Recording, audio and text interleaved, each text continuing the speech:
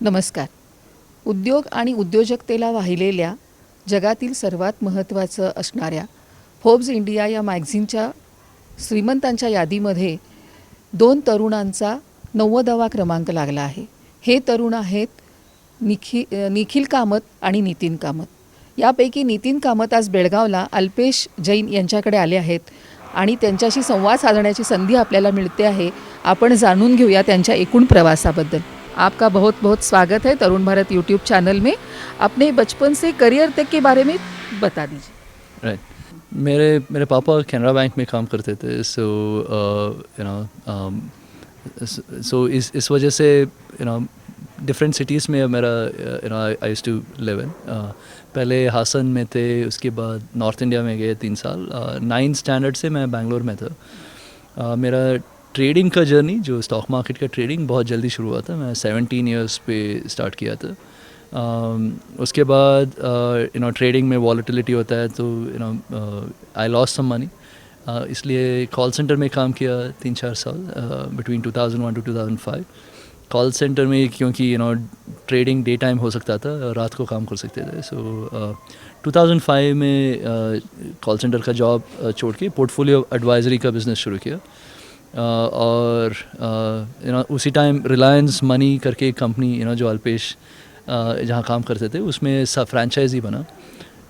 And then 2008-9 में bye 2007 मेरा भाई मुझे ज्वाइन किया था. सो वो ट्रेडिंग अच्छा करता था.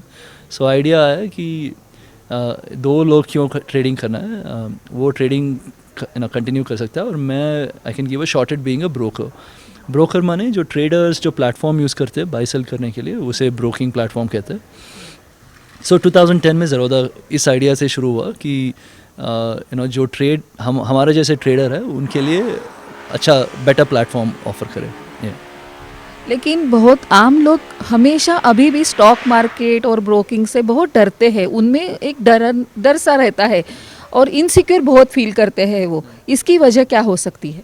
नहीं, स्टॉक मार्केट में ऐसा है ना, ये वॉलेटिलिटी वेरी कॉमन है. वॉलेटिलिटी माने जो न्यूज़ एवरीडे कुछ ना कुछ न्यूज़ आता रहता है. सो उस न्यूज़ से जो स्टॉक मार्केट जो प्राइजेस से अप एंड डाउन होते जाते हैं.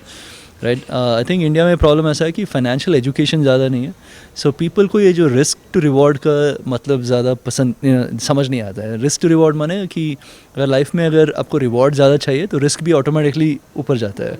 राइट. अगर आपको 5-5.5% बैंक फिक्स डिपॉजिट से हैप्पीनेस है तो रिस्क नहीं है उसमें. अगर आपको 10% चाहिए तो रिस्क ज़्यादा होता है. अगर 15% चाहिए तो रिस्क और भी ज़्यादा होता है. ऐसी रिस्क लेनी चाहिए. एटलीस्ट छोटा सा पोर्टफोलियो में ना एटलीस्ट जो एटलीस्ट सम पोर्शन लेनी चाहिए. और but then like the important thing ऐसा है ना कि इंडिया आज एक सुपर इकोनॉमिक पावर हो on the way to becoming a super economic power है.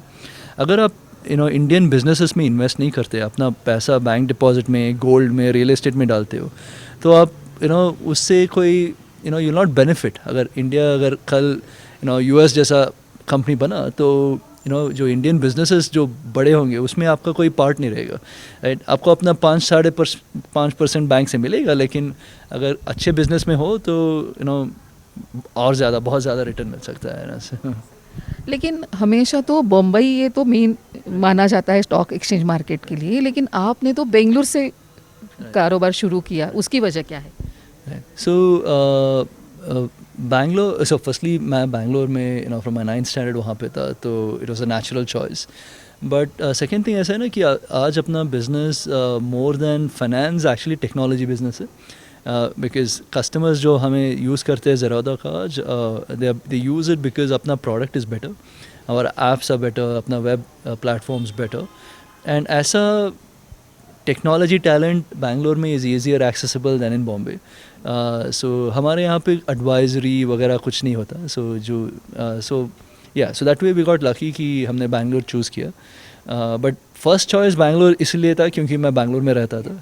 But secondly by being in Bangalore we benefited because जब बिल्डिंग अपना बिजनेस बनाने के लिए टैलेंट था वो ईजियर बैंगलोर में था. आपने अभी कहा कि फाइनेंशियल एजुकेशन हमारे देश में इतना नहीं दिया जाता है, तो उसके लिए क्या करना चाहिए और आपकी कंपनी क्या करती है?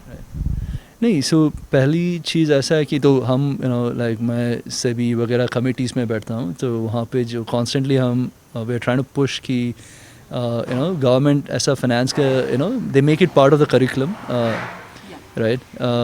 लेकिन हमारे कंपनी से we run this initiative called वारसिटी.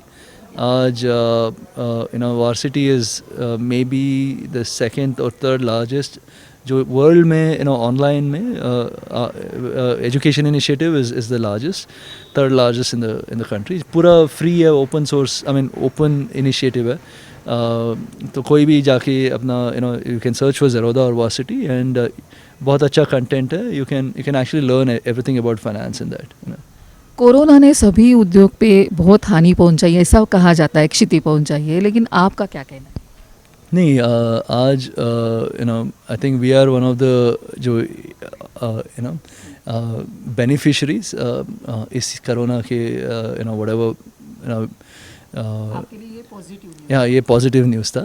क्योंकि जो बिकॉज लोग घर में बैठे थे और अपना फिक्स्ड डिपॉजिट रेट्स ड्रॉप हुआ, तो ऑटोमेटिकली उनका नज़र शेयर मार्केट्स पे गया. और also I think a lot of people have made money इस साल, क्योंकि मार्केट गिरने के बाद बहुत अप्रिशिएट भी हुआ है. तो जिन्होंने इन्वेस्ट किया इस ईयर मार्च अप्रैल में, वो they are sitting on good profits as well. So I mean उस वजह से बिकॉज जो लोग आए उन्होंने प्रॉफिट बनाया, उन्होंने अपने फ्रेंड्स को बुलाया, तो वायरलिटी भी आज इस साल बहुत ज़्यादा हुआ, बिजनेस भी बढ़ा. बहुत अच्छी बात है. यंग जनरेशन को आप लोग बहुत अट्रैक्ट कर रहे हो. यंग जनरेशन इतना आती नहीं थी पहले, अभी आ रही है, उसकी वजह क्या? नहीं, यंग जनरेशन प्रोडक्ट्स को ज़्यादा अप्रिशिएट करते. तो हमारा प्रोडक्ट जो है अपने competition, I mean I have a vested interest बोलने में, लेकिन अपने कंपटीशन से हमारा product is better. Also because of all our education initiative, younger generation, आज की जनरेशन ना दे आर वेरी क्यूरियस. कुछ भी करने से पहले they want to research, learn before they do it.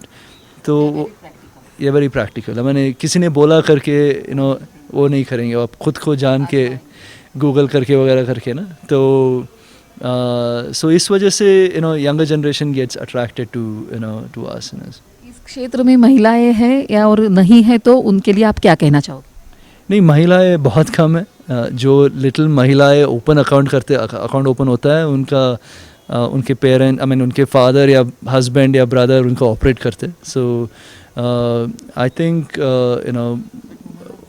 या एब्सोल्युटली, आई मीन जो वुमेन हैं वो physiologically they are better than man for investing.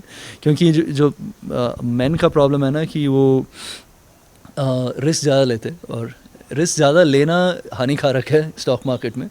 Women is more conservative risk के हिसाब से, तो they are better suited to be a good investor. लेकिन I think problem ऐसा है कि वुमेन को जब से बॉर्न हुआ है ना, तो जब भी पैसे का आता है तो उनको बोला जाता है कि अपने पापा से बात करो या फिर भाई से बात करो, ऐसे. राइट. सो इस वजह से आई थिंक वो स्टिग्मा है कि कि जब पैसे की बात आती है तो यूजुअली किसी और को दे देते. But I think it's about time women took finance in control. Last question है आपका, जो इस लिस्ट में नाम आया आप दोनों का, भाइयों का, हमें बहुत प्राउड होता है, आपके लिए बहुत शुभकामनाएं देती है, लेकिन आपकी रिएक्शन क्या है?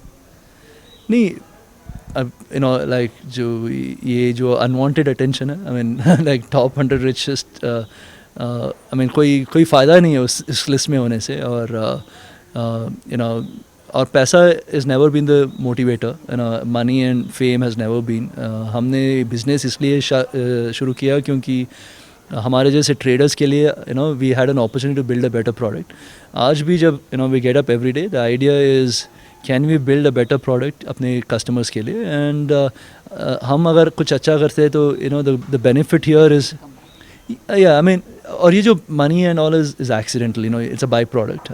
सो I mean what you, I mean अपने कस्टमर को सेंटर में रखना चाहिए, और उनको अगर as long as you care for your customer, अगर लक कुछ हुआ लाइफ में तो पोटेंशली ये सब हो सकता है. राइट. थँक्स. बढ़िया. ग्राहक हा राजा नव्हे तर तो सम्राट आहे, आणि त्याच्या इच्छा पूर्ण करणं, त्याच्या अपेक्षांची पूर्तता करणं हे आमचं कर्तव्य आहे. पैसा आणि प्रसिद्धी येते आणि जात राहते, पण ग्राहक महत्त्वाचा आहे असं सांगतायत नितीन कामत. आपला प्रवास त्यांनी उलगडलाच आहे आणि ह्या क्षेत्रात महिलांनी अधिक गुंतवणूक करावी, ह्या क्षेत्रात करिअर म्हणून तरुणाईंनी पाहावं असंही सांगताहेत. कॅमेरामन कुमारसह मी Manisha, Tarun Bharat social media team, Belgaum.